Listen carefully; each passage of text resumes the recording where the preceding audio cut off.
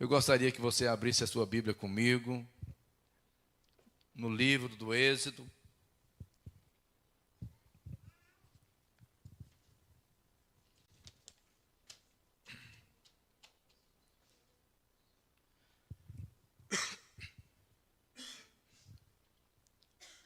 Capítulo 1, o verso 15.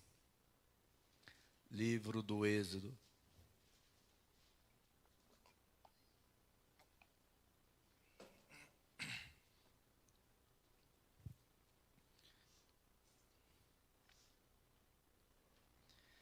Capítulo 15, é o capítulo 1, verso 15. Quero que todos achem aí. Amém? Queridos irmãos, é essencial e necessário que a igreja ora pela vida pastoral, pela vida do pastor. Amém, irmão? Precisa orar. Principalmente quando o pastor vai pregar, né? Para que Deus possa cumprir a vontade dele na nossa vida. Amém? A gente tem o cuidado, né, de pregar a palavra de Deus. Não temos aqui nós não temos o costume de pregar aquilo que é da gente, mas sim a palavra de Deus, né? É a palavra de Deus que muda vida, né? Que faz o deserto virar um manancial de águas vivas, né? Águas vivas. Amém? Quem achou diz glória a Deus. Também quero agradecer os irmãos que estão online conosco no Brasil, na Irlanda, né? Que seja bem-vindo em nome de Jesus Cristo, que Deus possa continuar abençoando a vida de cada um. Amém? Está dizendo assim a palavra do Senhor no verso 15 do capítulo 1. Vou ler até o capítulo 2, verso 4.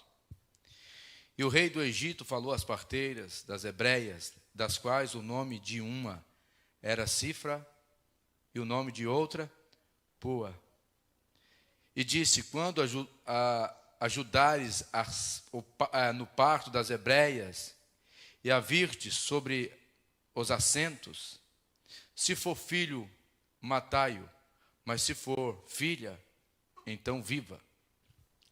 As parteiras, porém, temeram a Deus e não fizeram como o rei do Egito lhe dissera, antes conservavam os meninos com vida.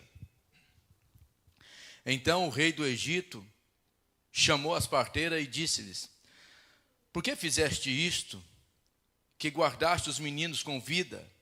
E as parteiras disseram a Faraó, é que as mulheres hebreias não são como as egípcias, porque são vivas e já têm dado à luz a filhos antes que a parteira venha a elas.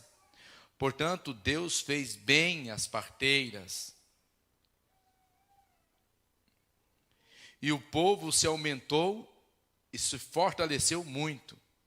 E aconteceu que, como as parteiras temeram a Deus, estabeleceu-lhe casas, famílias. Então ordenou Faraó a todo o seu povo, dizendo, a todos os filhos que nasceres lançarei no rio, mas a todas as filhas guardarei em vida.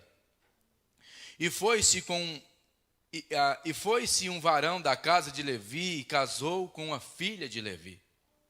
E a mulher concebeu e teve um filho. E vendo que ele era formoso, escondeu-o 3 meses. Não podendo, porém, mais escondê-lo, tomou uma arca de juncos e betumou com betume e pés, e pôs nela o menino, e pôs nos juncos à borda do rio. E armando o menino, postou-se de longe para saber o que lhe havia de acontecer.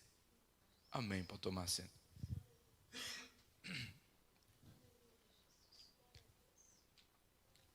Hoje eu quero tirar algumas lições aqui desse texto que nós acabamos de ler para a nossa vida. Eu quero que você redobre agora a sua atenção, porque é a hora que Deus irá falar conosco, né? Você pode ficar em silêncio, em silêncio. Só pode dar glória a Deus e aleluia. Escuta Deus falar. Amém? Escuta Deus falar. Hoje eu quero tirar algumas lições aqui para nosso aprendizado. E a primeira lição aqui eu quero tirar aqui, mostrar para os irmãos, os meios pelo qual Deus trabalha para estabelecer a sua vontade ou o seu propósito, a sua vontade ou o seu propósito. Nós precisamos entender que quando Deus vai trabalhar para estabelecer a sua vontade, Ele faz o que for preciso. Quando Deus vai trabalhar para estabelecer os seus propósitos, a sua vontade, Ele faz o que for necessário. Pode doer ou não pode doer, e Deus faz. Amém? Interessante aqui que no capítulo 17 diz assim, ó: as parteiras, porém, temeram a Deus, como o rei do Egito lhe dissera, antes conservavam os meninos em vida. Se você ler aqui do capítulo 1, capítulo 2 também, por inteiro, você vai ver um dos maiores massacres de criança acontecido na face da terra. Eu quero comentar isso aqui mais adiante. Mas aqui Deus coloca o seu povo dentro do Egito, e Ele está formando uma nação. Eu preguei aqui outro dia a respeito disso. Ele está formando uma nação. Só que o Satanás, o diabo, ele transfigura, diz as Escrituras, em anjo de luz.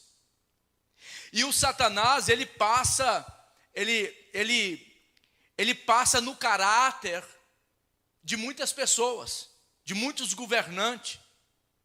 Ele passa a colocar seu molde, o seu caráter nos governantes.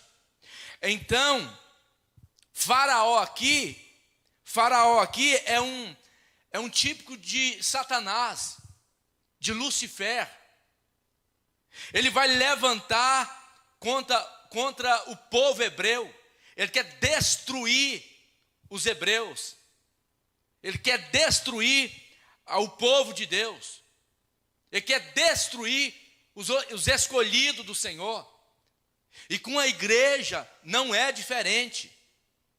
Não vem você pensar que porque você é crente, você tem um pouquinho de paz. Não. O Satanás, a Bíblia diz em Pedro escreve na sua carta que ele está ao nosso derredor, rugindo como leão, procurando a quem possa tragar. Ele está de olho em você.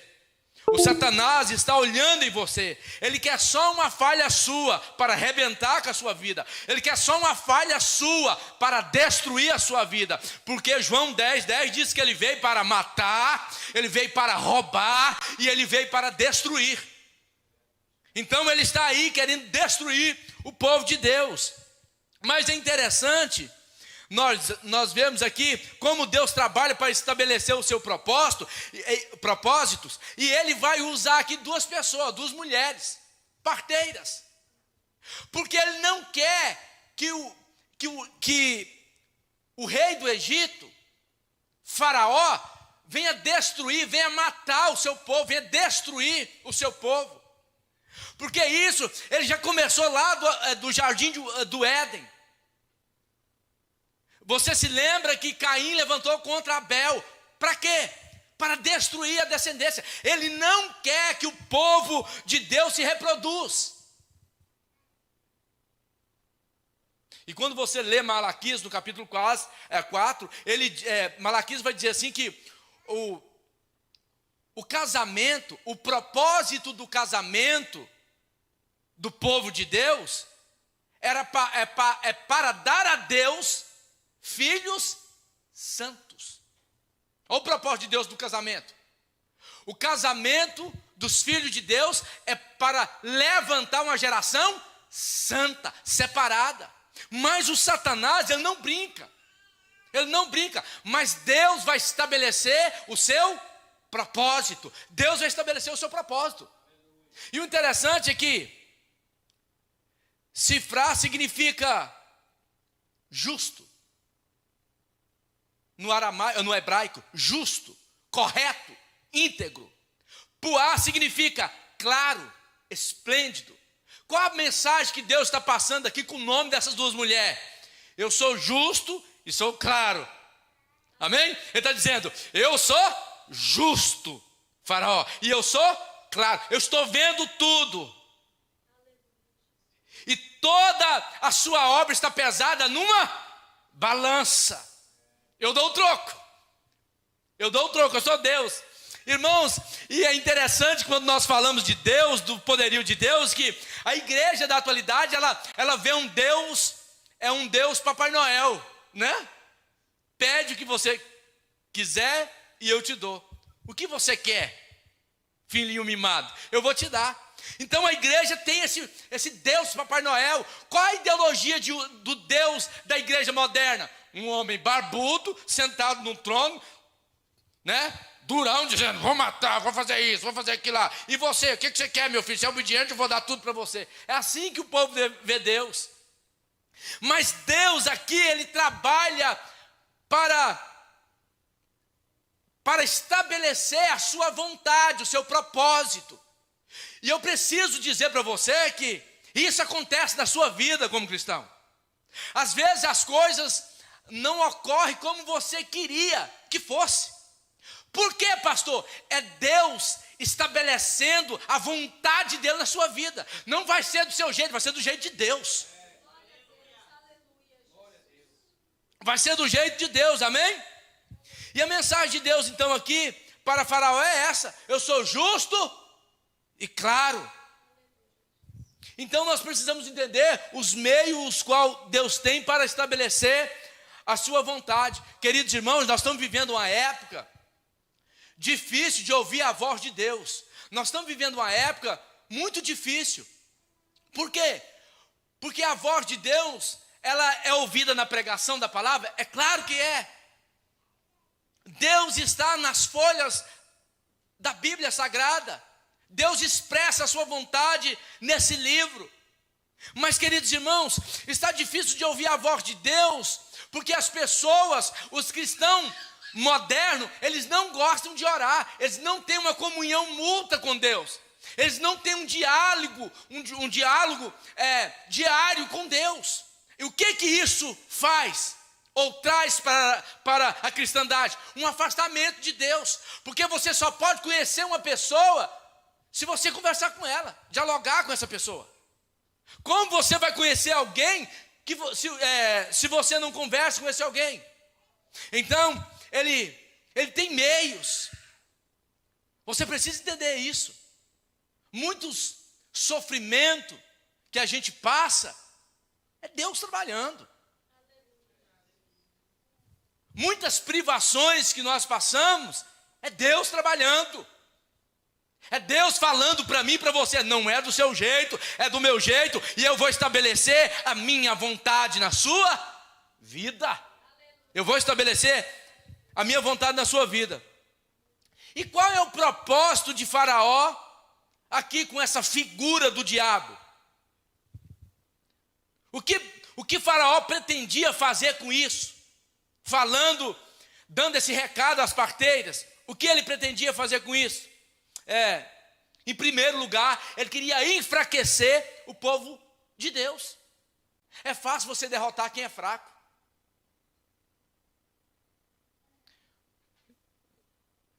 Vocês mulheres, vocês nunca jogou futebol, então é para nós, né? Mas vou te falar algo aqui. Você já brincou de bandeirinha? Quem brincou aqui de bandeirinha? Quem conhece isso? Hã? Os mais rápidos, né? As irmãzinhas mais rápidas, os irmãozinhos mais rápidos ficam do lado de nós. Porque nós temos essa tendência de ganhar. É verdade ou não é? Então o que Faraó queria fazer aqui? Enfraquecer. Porque se eu enfraqueço esse povo, fica fácil de eu vencer eles. Então o que eu vou fazer? Vou matar os machos. No meio desse povo não vai haver mais homens. E qual o propósito disso, pastor? Não vai haver homem de guerra. Em outras palavras, não vai ter quem luta. Não vai ter quem luta, não vai ter homens de guerra. Então vamos matar os machos. E aí é o seguinte, vamos deixar só as meninas, mulheres. Olha o diabo aqui, irmão. E aqui cai uma ideia tremenda. Eu quero discutir com isso aqui mais adiante. Do feminismo. Porque o feminismo grita isso. As mulheres têm o mesmo direito que os homens. É loucura, irmão. Funciona lá para o mundo. Para a igreja não funciona. O Senhor estabeleceu a sua doutrina dentro da igreja. Aqueles que querem ir para o céu têm que obedecer a doutrina do Senhor Jesus. Então hoje nós estamos vivendo essa época difícil. E esse faraó aqui, com a figura de Satanás, ele quer destruir o povo de Deus. E você acha que você está fora da lista dele? Tá não. Se você é crente, filho de crente, você está na lista. E eu vou dizer para você, ele vai te perseguir até você entrar naquele caixão de pau. Ele vai estar atrás de você, querendo te levar para o inferno, colocando proposta na sua vida. Ele vai querer te desviar do caminho. Escuta, matando os homens, os machos, não vai poder ter homens de guerra. Matando os homens machos, ele vai enfraquecer o povo de Deus. Então, ele queria fazer isso, por quê? Porque matando os machos, não vai ter como esse povo reproduzir. Você está me entendendo, irmão? Agora aqui, presta atenção nisso aqui. Sabe esse filho que Deus colocou na sua mão?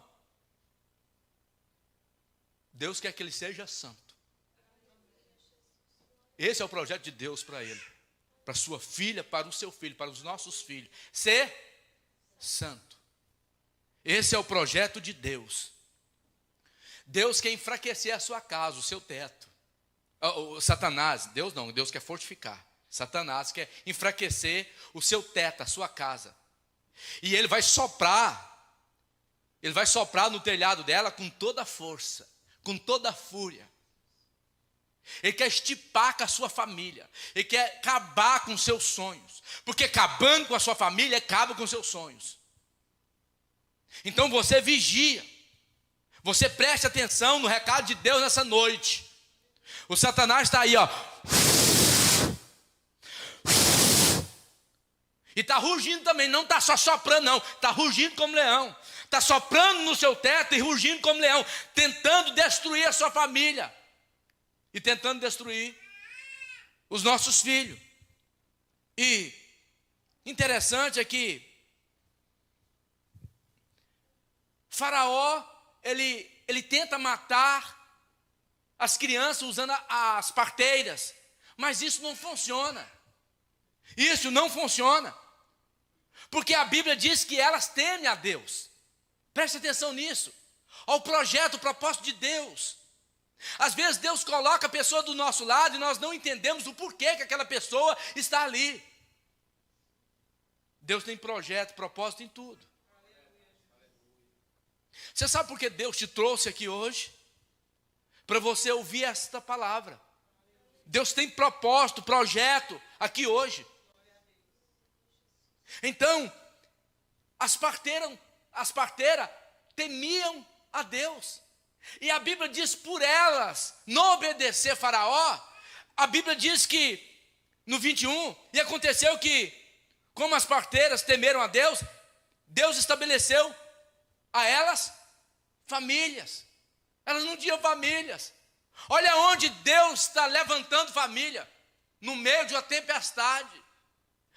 Qual é o primeiro sonho de um casal recém-casado? Ter filho. Talvez não foi o seu. Filhos. E hoje nós estamos vivendo, que geração nós estamos vivendo hoje? A geração que nós estamos vivendo hoje é uma geração que o Satanás tem colocado na cabeça dessa geração, é o seguinte: você não pode ter filho no mundo que nós vivemos.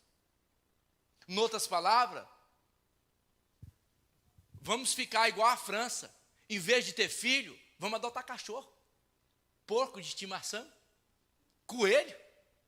Aí sabe o que aconteceu na França? O islamismo tomou conta da França. Hoje, quase 90% da França é islã. Porque os franceses não queriam ter filho, adotou cachorro, porco, tudo quanto há. E sabe o que aconteceu? As famílias islãs chegou lá dentro, e sabe quantos filhos que eles têm? 10, 15, se deixar tem 20. Então, esse é o projeto de Satanás. Casa e não tem filho. Por quê? Porque você está vindo de uma descendência santa. Se você casar e ter filho, você vai ensinar as mesmas doutrinas que sua mãe e seu pai te ensinou, as doutrinas de Deus. Então Satanás não quer isso. Ele quer enfraquecer a igreja. Amém, irmãos? Quem está entendendo?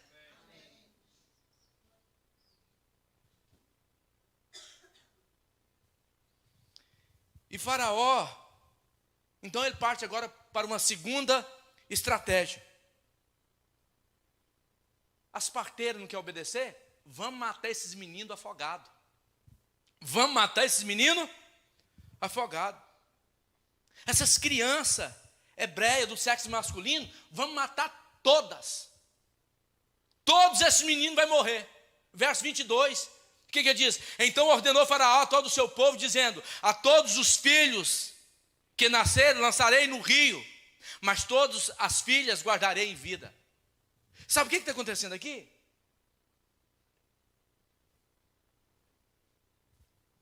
O Satanás, ele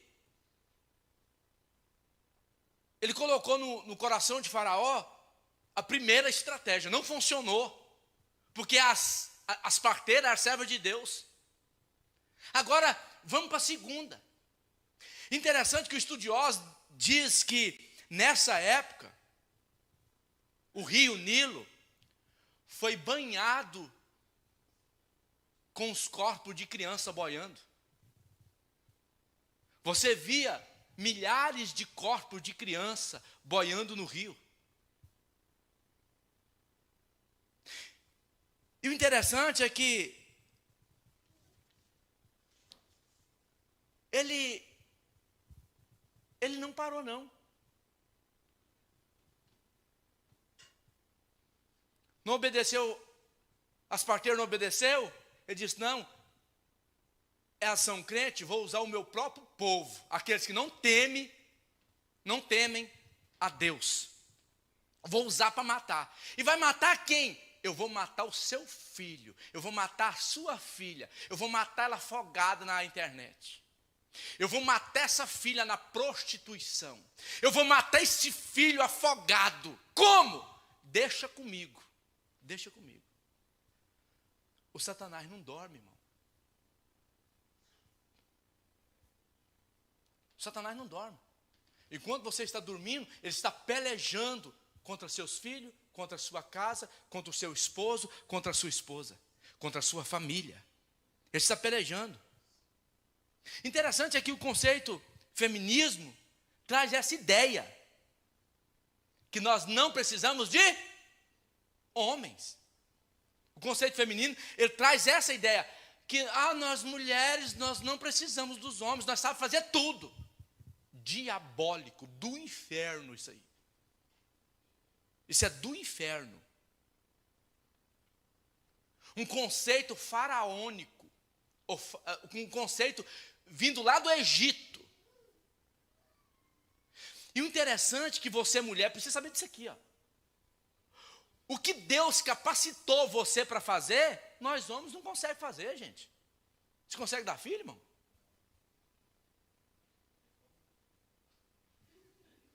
Tem como? Você já viu, irmão, você já viu mulher aconselhar? Apaziguar, você já viu? Não tem como, homem não faz aquilo. O camarada está nervoso, ela chega e bate a mão assim no cabelo e fala: rapaz, ai meu Deus. Ele já fica manso. Deus deu isso para as mulheres, não foi para os homens.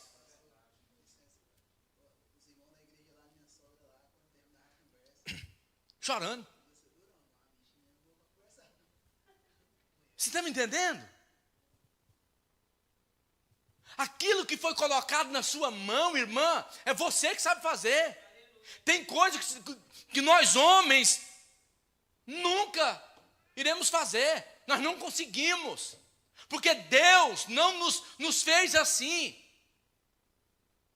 E eu acho que a cristandade, a igreja tinha que colocar isso na cabeça. Porque nós estamos vivendo uma época de discussão ainda dentro do lar. Eu que mando. Quem fala grosso aqui é eu. O homem. Está tudo mudado, irmão. Né? Está tudo mudado. As coisas estão invertendo, inversão de valores. Escuta só.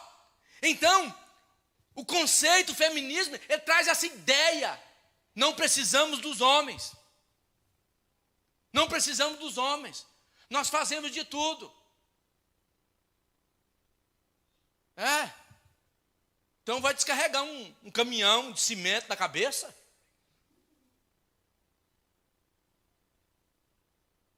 Não é? A mulher sabe dirigir, o homem sabe dirigir. Isso é coisa simples. Dirigir sabe, varrer, né? Homem, você já viu um homem tanto que é ruim para cozinhar? Tem uns homens que é bom para cozinhar. Mas os camaradas sofreu, antes de saber cozinhar, sofreu demais. Então tem coisa que é só vocês, irmãs. A educação do filho, a mulher fica ali com a filha, com o filho. A educação, o jeito de ensinar é seu. Aí depois que o esposo chega, ela só reporta ao marido. Mas isso aí está sobre você, que fica com o filho, com a filha o tempo todo. Aí ó, que o pai chega, o pai vai dar uma corrigida. É uma obrigação do pai também. Mas está o tempo todo na sua mão. Então precisamos entender, eu não posso dar lugar ao diabo, eu não posso deixar o Satanás penetrar no meu lado, destruir a minha família, e ele destrói, irmão. Fica firme. Amém? Interessante agora é que, nesse contexto, olha aqui o que diz a Escritura aqui nessa Bíblia. Nesse contexto, a Bíblia diz, no capítulo 2, verso 1, por essa época, um homem e uma mulher da tribo de Levi se casaram. Estava acontecendo aquele rebuliço. É claro que nós sabemos que isso aconteceu bem antes, porque já tinha Arão e Miriam. Mas a família estava sendo formada, estava em formação naquela época. Quem? Joquebede e Arão, pai de Moisés. Naquela época estava formando a família. E a Bíblia diz que esse casal então é escolhido e provado por Deus. Ele é escolhido e provado. Então, Arão e Joquebede teve um filho nessa mesma época de perseguição. Na época onde ela estava vendo, ela chegava na margem do rio Nilo e aqueles filhos das suas colegas e irmãs boiando sobre o rio.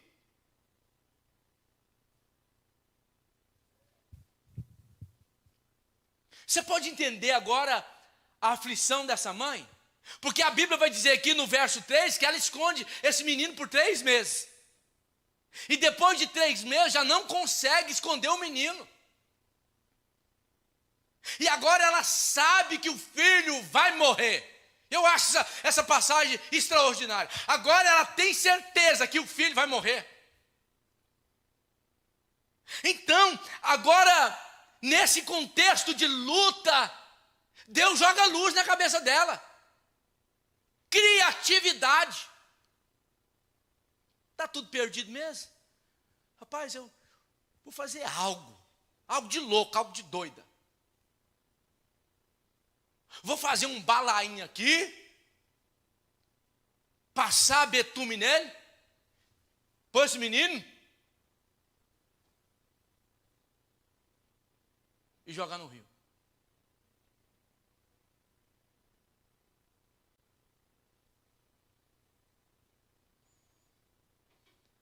Você já abriu mão de um filho, irmão?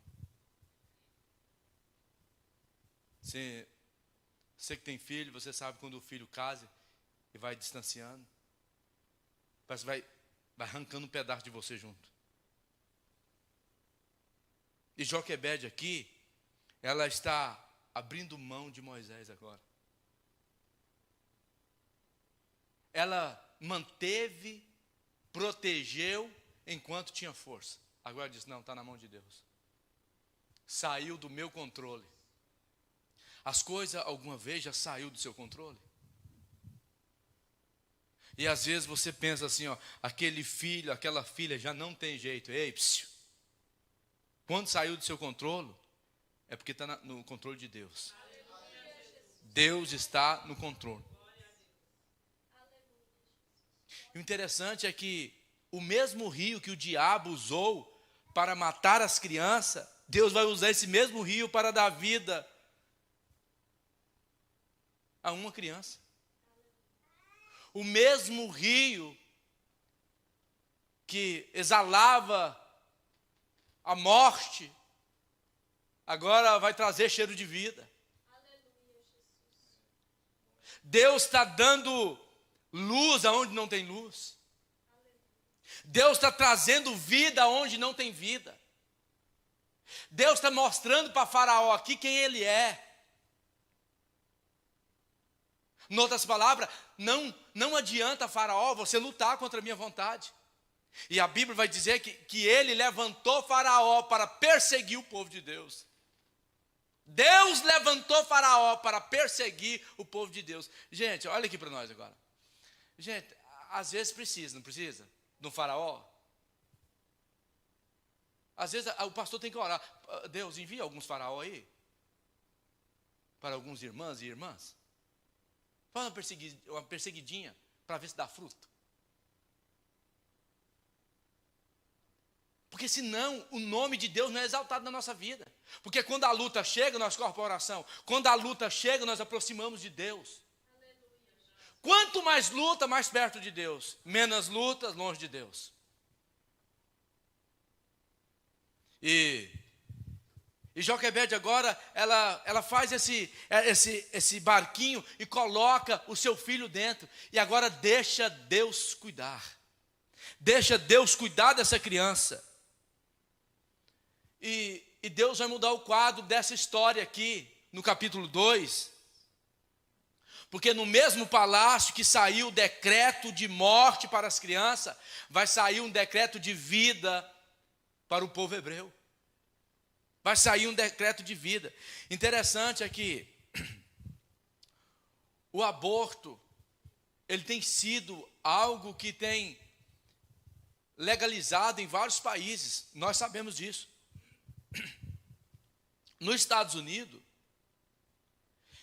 eles encontraram um caminhão de frigorífico lotado de corpo de criança. Você sabe por quê? Em 1973, foi legalizado o aborto nos Estados Unidos.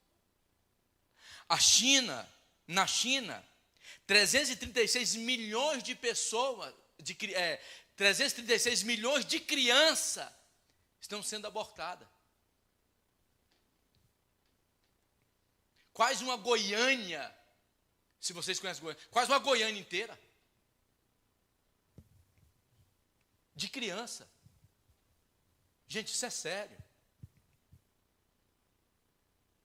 Isso é sério. Olha o assassinato que aconteceu no Egito, acontecendo do seu lado. Muitos assassinatos desses aconteceram dentro de casa de pessoas crentes. Porque um dia eu estava pregando na igreja e tinha uma menina dentro da casa de Deus que tinha abortado e enterrado o corpo da criança. E não tinha falado para ninguém, mas Deus naquele dia revelou aquela mulher. falou para aquela mulher dentro do culto. E ela veio na frente pedir perdão.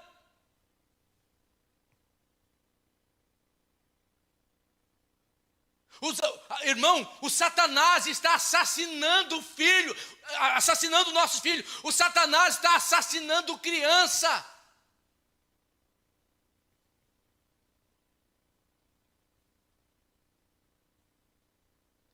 Às vezes nós não levamos isso a sério. Como aquela menina no braço daquele irmão ali. Irmão, o Satanás sabe que ele é forte. O Satanás sabe que ele é forte. Aonde o Satanás foca agora? Nos filhos. Eu vou arrebentar com os filhos. Irmãos, nós precisamos passar mais horas de joelho em prol da vida dos nossos filhos. E Deus vai levantar uma geração santa assim. O povo de Deus não vai faltar na terra. Não vai faltar na terra. E interessante é que nós precisamos compreender que os filhos são bênção. O Salmo 127, versículo 3, diz que os filhos são bênçãos, são herança de Deus. Sabe, queridos irmãos, Deus colocou esse menino na sua vida porque Ele sabe que você tem capacidade para criar esse menino. Deus colocou essa menina nas suas mãos porque Ele sabe da sua capacidade. Você tem por responsabilidade levar essa criança ao reino de Deus, conduzi-la ao reino de Deus. E não adianta, queridos irmãos, nós pensar, eu não sabia, pastor. No dia do juízo, no dia que você estiver de pé diante de Deus, eu e você, vamos dar conta disso tudo. Ensina o filho no caminho que deve, porque quando ele crescer, ele não se desvia. Ele não se desvia. Precisamos ensinar, precisamos, queridos irmãos, passar tempo. Na placa, no lameiro de um caminhão nos Estados Unidos, estava escrito assim, o lugar mais perigoso de se viver nos Estados Unidos é no ventre de uma mãe.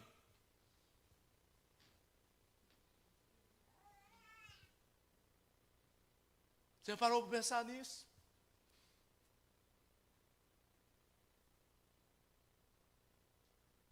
Você parou para pensar que a criança indefesa,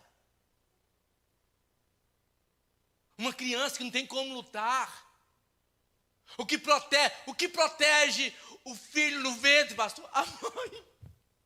Somente a mãe consegue proteger a criança no ventre. Só a mãe. Se a mãe não proteger, acabou. Se a mãe dizer eu vou matar, ela mata. Só que ela se torna uma assassina. E a igreja precisa pregar isso, irmão. Matou uma criança no ventre, é um assassino. Está tirando a vida de uma criança. Você vai estar diante do juízo de Deus e vai ser julgado por isso. Você está impedido de uma vida de florescer no mundo. Você está impedindo uma vida. Você está querendo impedir a vontade de Deus, os projetos de Deus. E eu vou dizer uma coisa aqui, não deveria falar isso aqui não, mas eu vou falar. É impossível um cristão ser comunista. Vou repetir, é impossível um cristão ser comunista. Porque o que o comunismo prega não tem nada a ver com a nossa fé.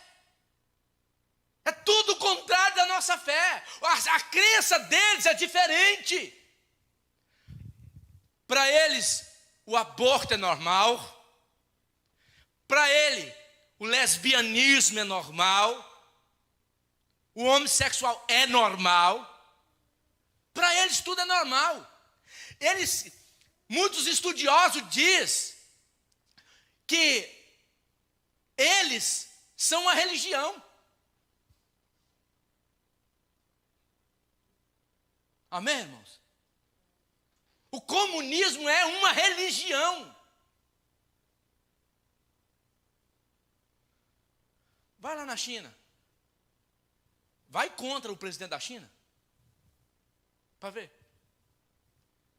Vai na Coreia do Sul, Coreia do Norte. Vai lá. Tem 7 programas, se eu não me engano, de televisão. Nos 7 programas de televisão, você só vê a cara daquele gordinho.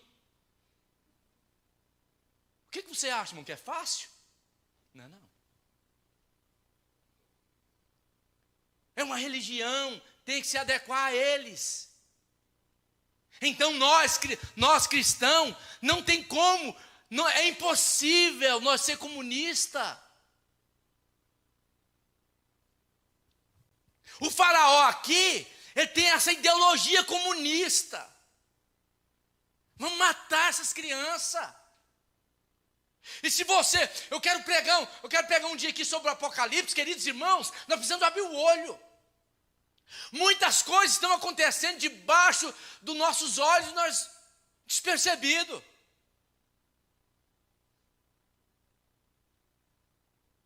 E quando nós apoiamos essas coisas, ou nós apoiamos um governo comunista, nós estamos indo contra a vontade de Deus. Por quê? Porque esse governo está apoiando o aborto, esse governo está apoiando o homossexualismo, esse governo está apoiando cartilha gay dentro dos colégios. Nós é a favor disso, irmão? Não. Por quê? Isso é matar nossas crianças. Eu estava vendo outro dia, agora em São Paulo, eles querem implantar dentro de São Paulo somente um banheiro, masculino e feminino. Imagina um trem desse, irmão. Dentro das escolas. Irmão, aonde nós vamos parar? E o interessante é que não tem aqueles que dizem, eu não concordo, porque tem medo. Não, irmão, nós não concordamos com isso. Nós não vamos concordar com isso. Pronto, acabou.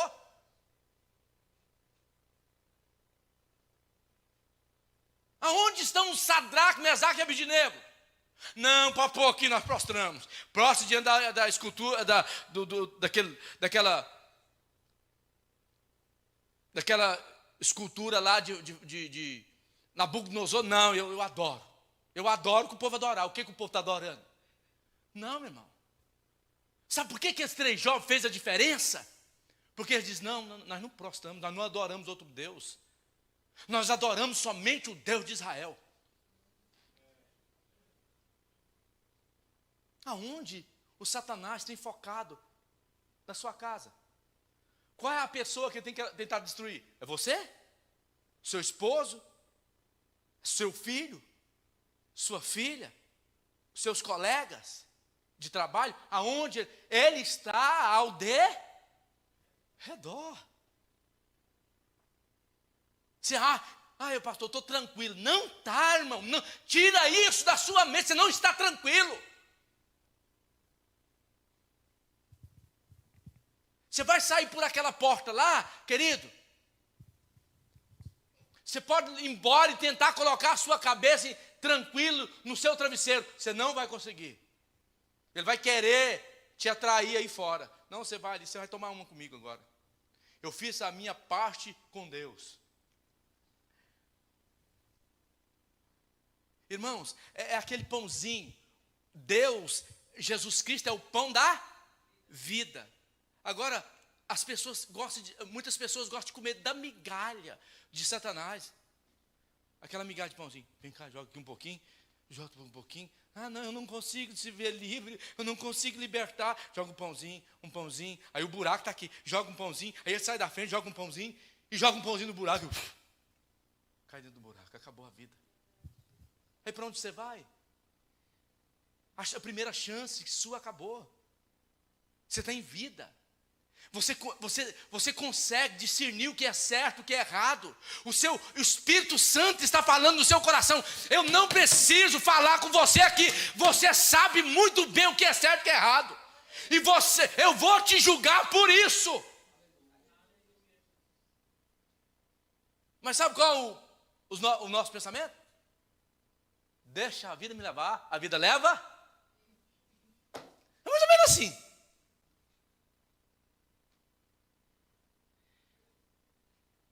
A Bíblia diz que Deus estava no controle. É Deus dizendo aqui, ó, o meu projeto, o meu propósito vai ser estabelecido. A minha vontade vai ser estabelecida. Às vezes você está pensando assim, eu vou sair daqui e tal, eu vou fazer aquilo, aquilo outro, aquilo. Escuta, Deus está falando para você aqui nessa noite, eu vou estabelecer a minha vontade na sua vida. Como assim, Deus? A sua vontade não é a minha vontade, nem o seu caminho, os meus caminhos, porque o meu caminho é bem mais alto do que o seu caminho. Eu vou estabelecer. Você pode ir para ali e para lá, mas a minha vontade vai prevalecer na sua vida. Eu vou cumprir na sua vida a minha vontade. E não, irmãos, nós podemos correr? Pode. Porque um dia eu fui num culto de crente, cheguei aquela gritaiada, glória a Deus. Eu falei assim, meu Deus, para que isso? Esse povo é doido. Não precisa falar com Deus desse jeito, não. E a irmãzinha que me levou, uma irmãzinha que ela falou assim, vamos lá no culto hoje, é porque eu estava querendo namorar com essa menina, irmão, menino difícil, é menino de igreja, né? Tudo era Jesus, culto, Jesus. Mas já não, vamos lá para você ver e tal, para minha família te conhecer. Eu pus uma gravata nesse dia, irmão. Nunca tinha usado gravata na minha vida. Coloquei uma gravata, uma camisa social, uma calça, né, tal, e fui lá. E tal, e aquela gritaiada, eu não consegui, irmão, eu fiquei pensando assim, meu Deus, que povo perdido. Esse povo aqui está fazendo o que nessa gritaria? E passou aquela gritaria tudinho, o povo glorificando a Deus, nós saímos, e ela disse, o que você achou? Eu disse, foi bom, mas dentro de mim, isso é loucura. Passando no outro final de semana, e vem a menina de novo. A irmã Noemi, vamos de novo? Eu disse, vamos. Nós fomos de novo. Eu querendo namorar com a menina, mas a menina era na igreja, aonde que eu tinha? Tinha que ir para a igreja. Quando eu chego na igreja, a irmã Noemi, aquela gritaiada do mesmo jeito. Só que, irmão, um senhor, eu me lembro até hoje, um senhor de idade, ele pegou o microfone, uma caixinha no chão e começou a falar de Jesus. Ele começou a pregar de Jesus, mas numa mansidão tão grande. E, irmão, aquele homem falava numa paz, e aquelas palavras foi entrando no meu coração. Você não é de ver que eu chorei ali, irmão? Virei o rosto para o lado, porque o homem não gosta de chorar assim, né? Virei o rosto para o lado e tal, e não era de dar glória, virei o rosto para o lado, enxuguei e tal. E saiu dali, ela perguntou, o que você achou? Eu disse, foi bom. Só que naquele dia eu desisti da irmã. Eu falei assim, não, esse trem aqui não vai funcionar não. Deus estava mostrando os seus princípios para mim. Deus estava falando. O que Deus estava falando com o senhor naquela época, pastor? Ele estava dizendo, eu vou estabelecer isso aí na sua vida. Eu vou estabelecer a minha vontade na sua vida. Você pode correr, você pode desviar, mas eu vou estabelecer a minha vontade na sua vida. Vou fazer de você um grande pregador. Vou fazer de você uma grande mulher de Deus. A minha vontade vai ser estabelecida na sua vida. O tempo passou, eu vim para cá, cheguei aqui, sabe o que eu fiz, irmão? Ouvi a palavra de Deus, um dia um cara pregando, eu li a Bíblia todo dia. Eu era daqueles católicos que ia na igreja todo dia. Todo dia, 6 horas, você me encontrava lá, lendo a minha escritura, aqui na igreja dos católicos. Um dia eu falei assim, rapaz, eu vou fazer novena. Aí, chamei um camarada aí. Não sei quem é mais antigo, quem lembra disso? Fiz novena aí, ó. Casa em casa. E qual hino nós vai cantar? Perguntei o cara lá comigo, que hino nós vai cantar? Você sabe de algum hino da católica? Ele disse, não sei não. Eu ouvi os crentes cantando um tal de Rô de Cruz, eu ia lá em casa. Peguei o Rô de Cruz, irmão. E chegavam os crentes, os católicos ficavam assim, você é o único que eu sei, vamos cantar Rô de Cruz, irmão. E Rô de Cruz nos irmãos. Amém, irmão? Quando é fé, estou lá em casa, um irmão chega lá. Hoje era sócio comigo na firma, o irmão Cid. Ele chega um dia lá e diz, olha, irmão, Deus chamou você. E não adianta você correr, não. Olha, Deus tem um projeto, um propósito, e Ele vai cumprir. Eu disse, mas eu não quero ser crente, eu posso ser católico fazendo novena. Eu disse, não, Deus chamou você para um propósito diferente. Olha eu aqui, irmão. A minha mãe queria que eu fosse padre, imagine, irmão.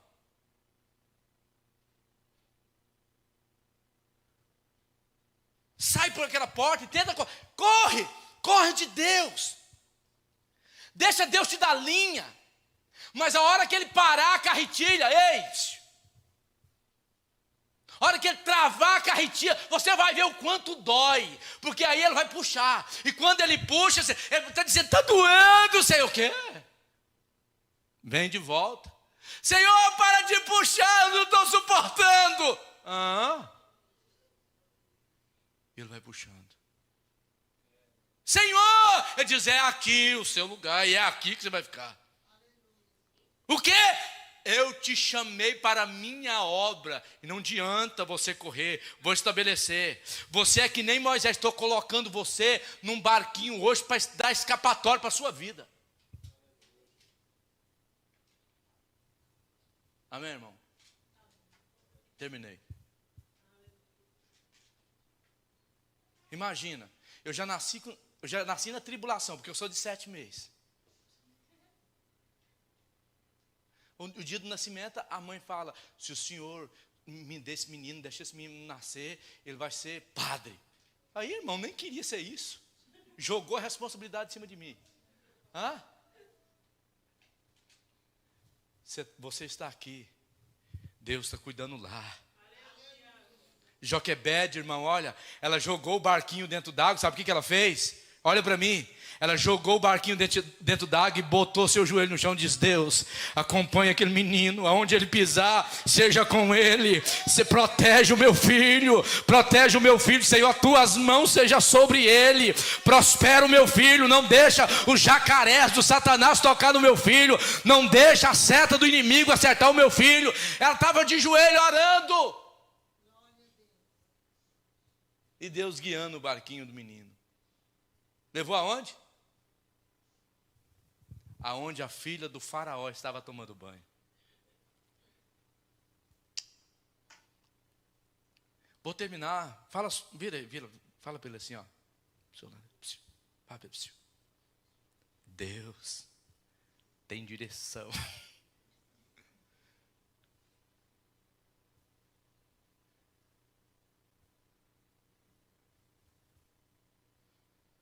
Você foi daqueles que deu tanto trabalho que sua mãe não dava nada para você?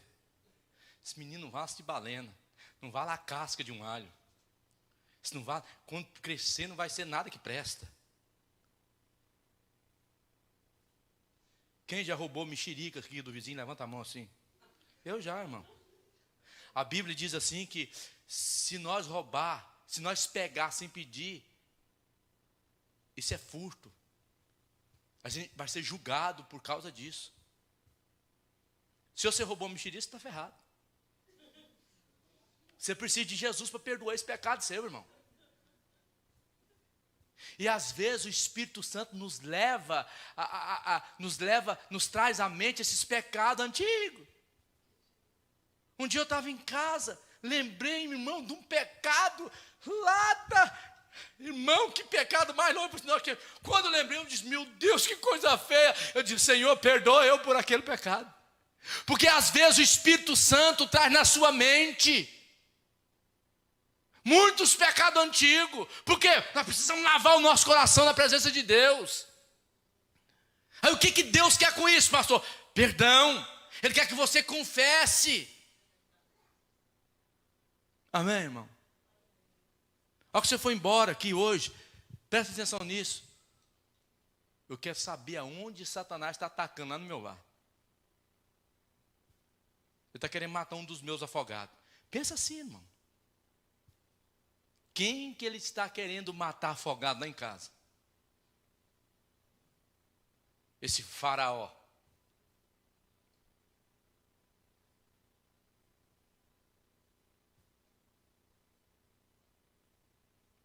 Fique de pé.